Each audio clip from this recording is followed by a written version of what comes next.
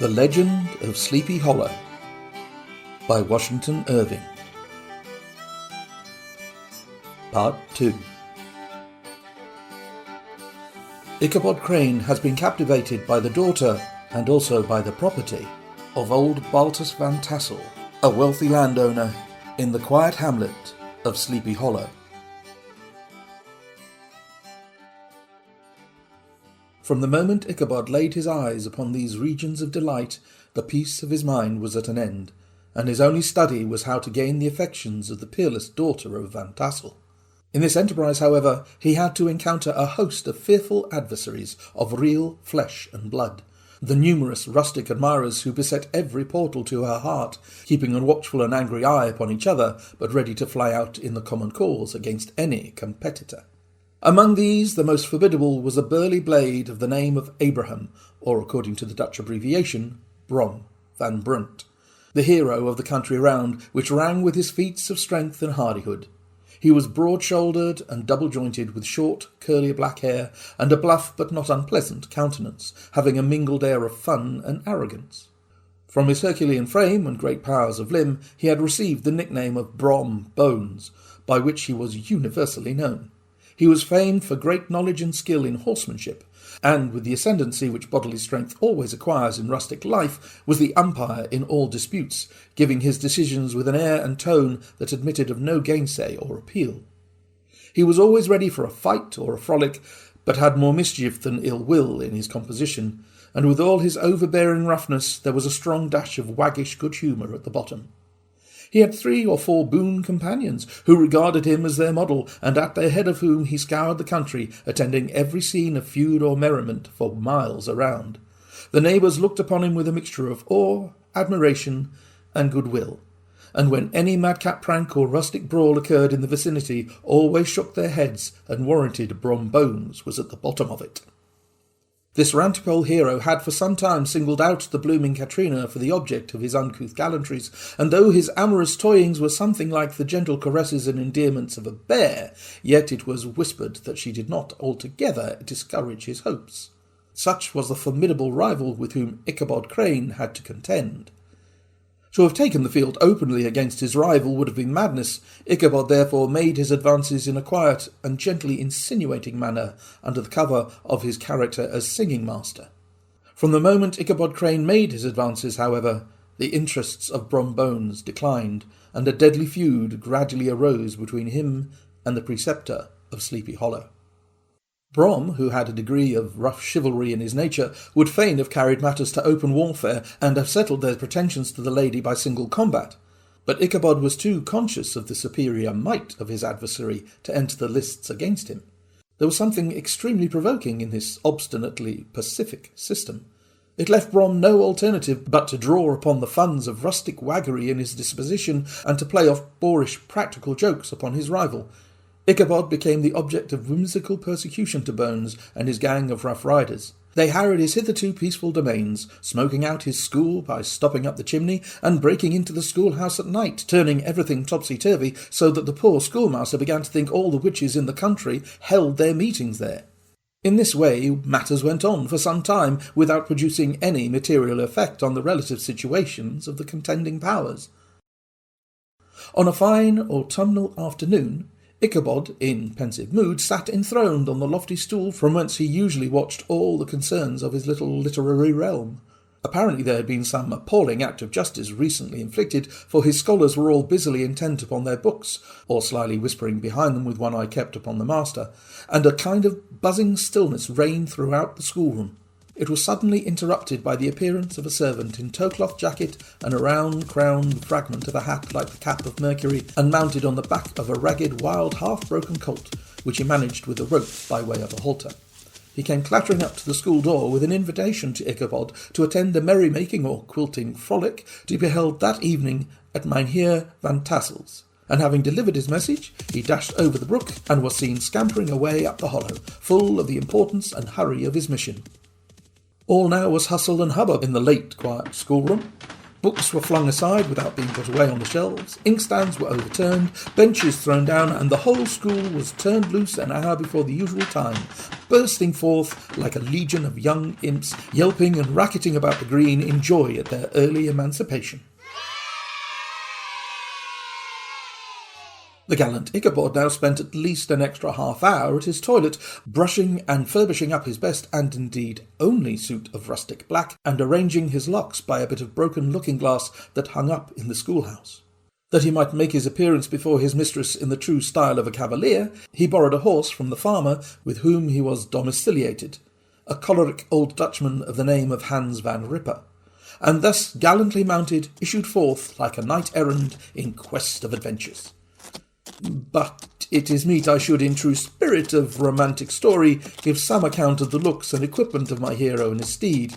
The animal he bestrode was a broken-down plough-horse of the name of Gunpowder, that had outlived almost everything but its viciousness, for old and broken down as he looked, there was more of the lurking devil in him than in any young filly in the country. Ichabod was a suitable figure for such a steed. He rode with short stirrups, which brought his knees nearly up to the pommel of the saddle. His sharp elbows stuck out like grasshoppers, and as his horse jogged on, the motion of his arms was not unlike the flapping of a pair of wings. Such was the appearance of Ichabod and his steed as they shambled out to the gate of Hans van Ripper, and it was altogether such an apparition as it is seldom to be met with in broad daylight. It was, as I have said, a fine autumnal day. The sky was clear and serene, and nature wore that rich and golden livery which we always associate with the idea of abundance. The forests had put on their sober brown and yellow, while some trees of the tenderer kind had been nipped by the frosts into brilliant dyes of orange, purple, and scarlet. Streaming files of wild ducks began to make their appearance high in the air. The bark of the squirrel might be heard from the groves of beech and hickory nuts, and the pensive whistle of the quail at intervals from the neighbouring stubble field. As Ichabod jogged slowly on his way, his eye, ever open to every symptom of culinary abundance, ranged with delight over the treasures of jolly autumn. On all sides he beheld vast store of apples, some hanging in oppressive opulence on the trees, some gathered into baskets and barrels for the market, others heaped up in rich piles for the cider press.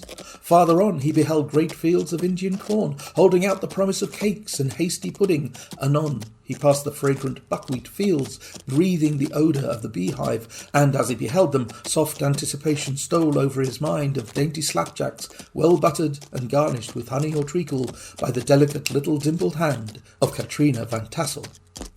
It was towards evening that Ichabod arrived at the castle of the Heer Van Tassel, which he found thronged with the pride and flower of the adjacent country. Fain would I pause to dwell upon the world of charms that burst upon the enraptured gaze of my hero as he entered the state parlour of Van Tassel's mansion. Not those of the bevy of buxom lasses, with their luxurious display of red and white, but the ample charms of a genuine Dutch country tea-table in the sumptuous time of autumn. Such heaped-up platters and cakes of various and almost indescribable kinds, known only to experienced Dutch housewives. Happily, Ichabod Crane was not in so great a hurry as his historian, but did ample justice to every dainty. He was a kind and thankful creature, whose heart dilated in proportion as his skin was filled with good cheer, and whose spirits rose with eating as some men's do with drink. He could not help, too, rolling his eyes round him as he ate, and chuckling with the possibility that he might one day be lord of all this scene of almost unimaginable luxury and splendour. Old Baltus Van Tassel moved among his guests with a face dilated with content and good humour, round and jolly as the harvest moon.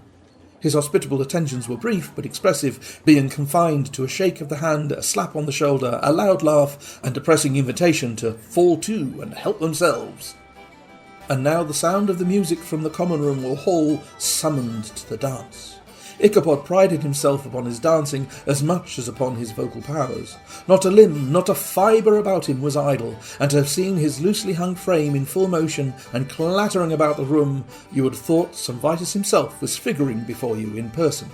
How could the flogger of urchins be otherwise than animated and joyous? The lady of his heart was his partner in the dance, and smiling graciously in reply to all his amorous oglings, while Brom Bones, sorely smitten with love and jealousy, sat brooding by himself in one corner. When the dance was at an end, Ichabod was attracted to a knot of the sager folks who, with old Van Tassel, sat smoking at one end of the piazza, gossiping over former times and drawing out long stories about the war. This neighbourhood, at the time of which I am speaking, was one of those highly favoured places which abound with chronicle and great men. The British and American line had run near it during the war. It had therefore been the scene of marauding and infested with refugees, cowboys, and all kinds of border chivalry. Just sufficient time had elapsed to enable each storyteller to dress up his tale with a little becoming fiction, and in the indistinctness of his recollection to make himself the hero of every exploit. But these were nothing to the tales of ghosts and apparitions that succeeded. Several of the Sleepy Hollow people were present at Van Tassel's, and, as usual, were doling out their wild and wonderful legends. Many dismal tales were told about funeral trains and mourning cries and wailings heard and seen about the great tree where the unfortunate Major Andre was taken and which stood in the neighbourhood. Some mention was also made of the woman in white that haunted the dark glen at Raven Rock, having perished there in the snow. The chief part of the stories, however, turned upon the favourite spectre of Sleepy Hollow, the Headless Horseman, who had been heard several times of late patrolling the country, and, it was said, tethered his horse nightly among the graves in the churchyard. The sequestered situation of this church seems always to have made it a favourite haunt of troubled spirits. Over a deep black part of the stream, not far from the church, was formerly thrown a wooden bridge. The road that led to it and the bridge itself were thickly shaded by overhanging trees, which cast a gloom about it even in the daytime, but occasioned a fearful darkness at night. Such was one of the favourite haunts of the Headless Horseman, and the place where he was most frequently encountered. The tale was told of old Brower, a most heretical disbeliever in ghosts, how he met the horseman returning from his foray into Sleepy Hollow and was obliged to get up behind him, how they galloped over bush and brake, over hill and swamp, until they reached the bridge, when the horseman suddenly turned into a skeleton, threw old Brower into the brook, and sprang away over the treetops with a clap of thunder.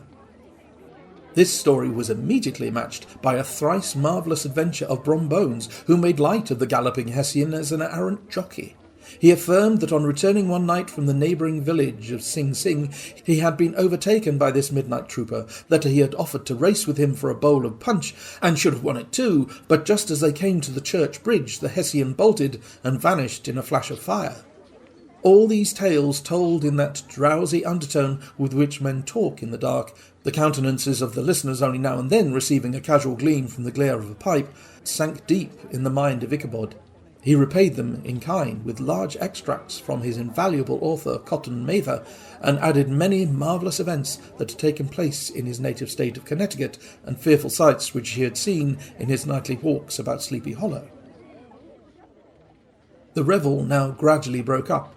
The old farmers gathered together their families in their wagons, and were heard for some time rattling along the hollow roads and over the distant hills.